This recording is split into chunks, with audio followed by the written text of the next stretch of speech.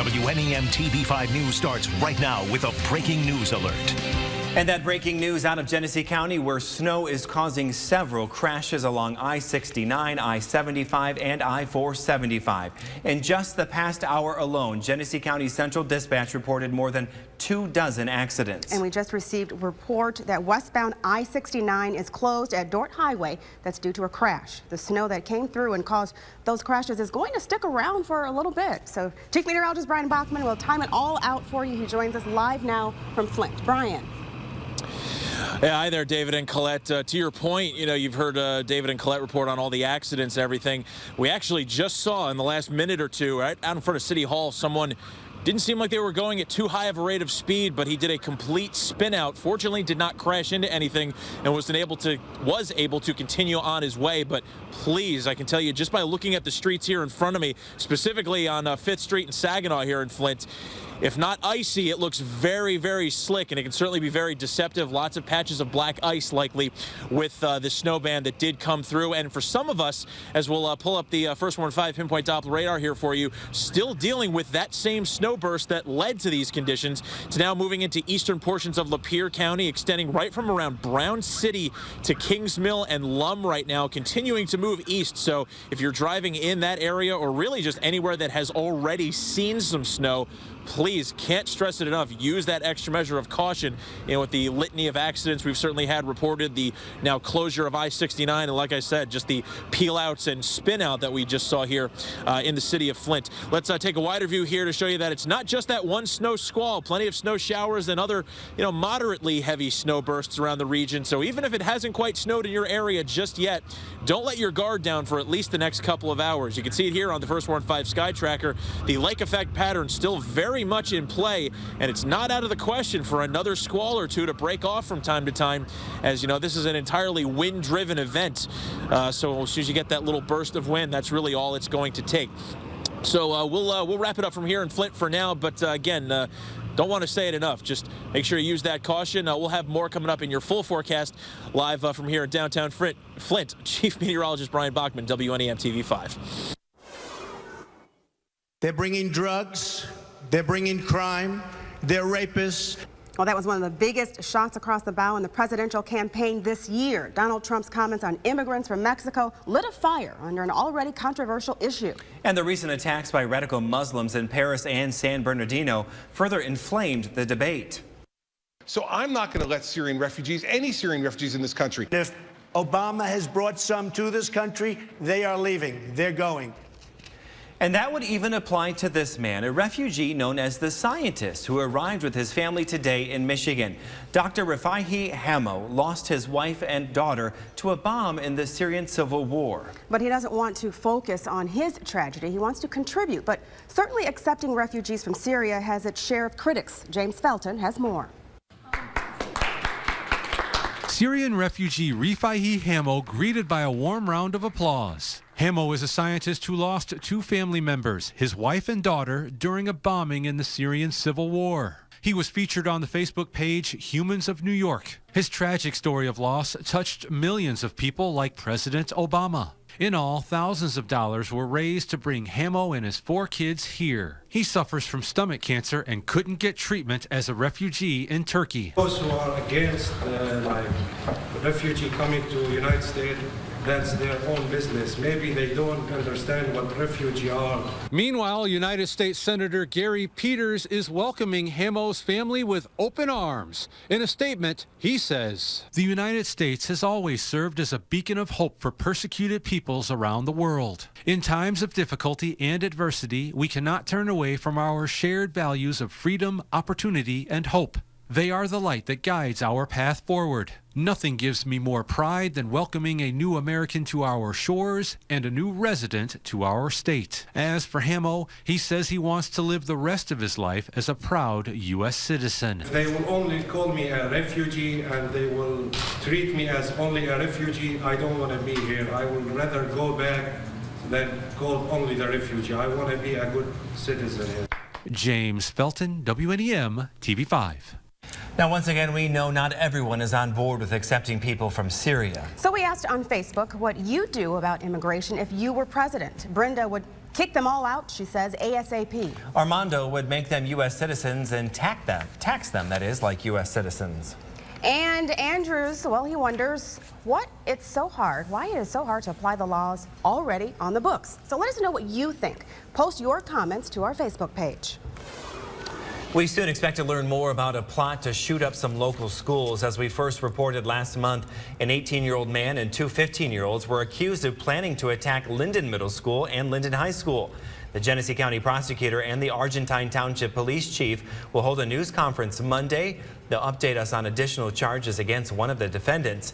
TV5 will bring you complete coverage online and in our 12 o'clock newscast.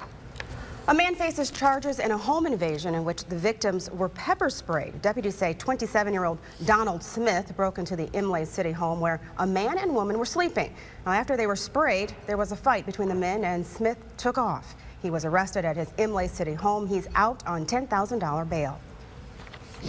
And he came back from the brink of death after losing his limbs in Afghanistan. The story of Travis Mills has inspired donations, a movie, and now an autobiography. His book, Tough as They Come, has made the New York Times bestseller list, and tonight he's signing copies of them in mid-Michigan.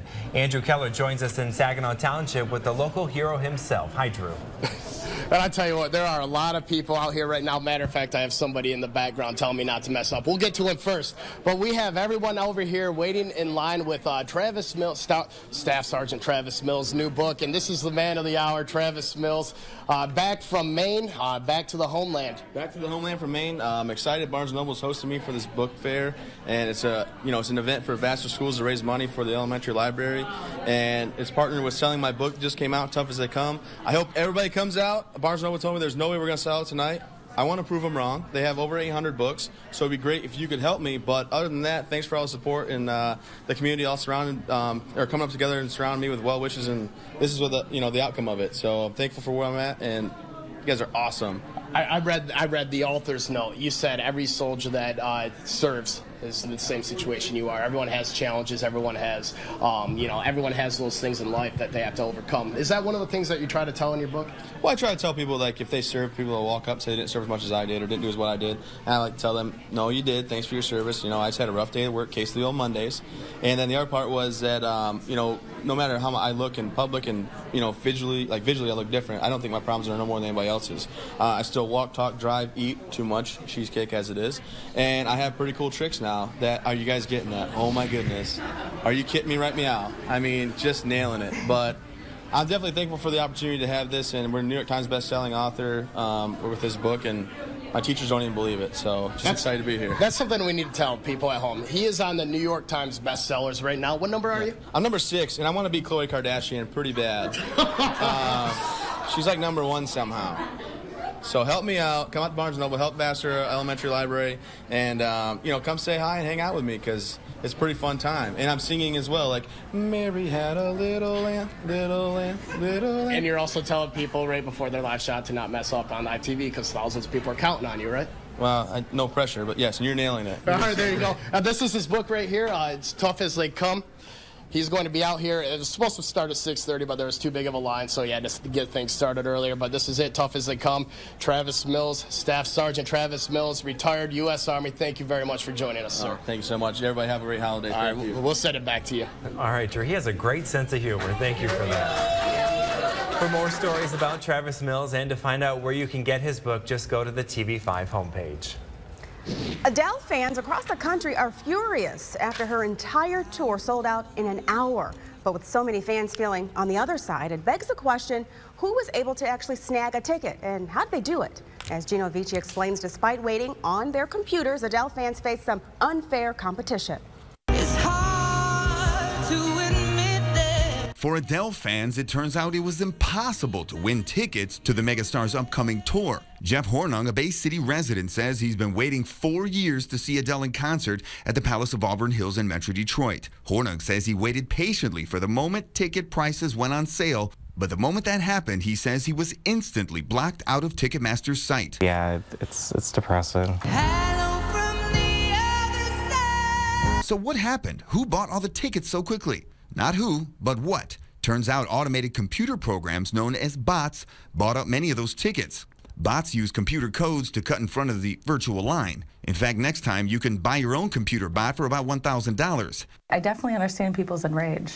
This Adele fan, who didn't want to be identified, says she scored 2 tickets from a radio contest. And in light of the number of fans who missed out and ticket prices in upwards of $10,000, she says she's been overwhelmed with offers to buy those tickets. I've been offered upwards to $500, and I don't even have the tickets yet. But as far as Hornung, he feels the computer bots are unfairly driving up prices. It makes it to where the average person's not going to be able to see her. He also says in the end, there's only one person who can fix this. Adele, I really, really, really want to see you, and something needs to be done to fix this for next time you go into work, because this is awful.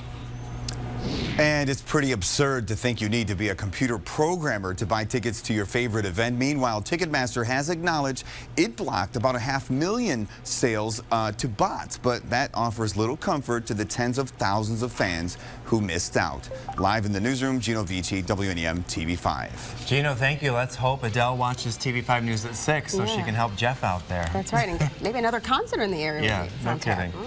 All right, Bishop International Airport gets a notable distinction. Find out why in Michigan. It's the only way to fly. And if you're looking for a house, Mid-Michigan is the place to be. Find out why straight ahead. You're watching TV5 News at 6, serving Bay City, Shields, Fenton, and your hometown too. It's coverage you can count on.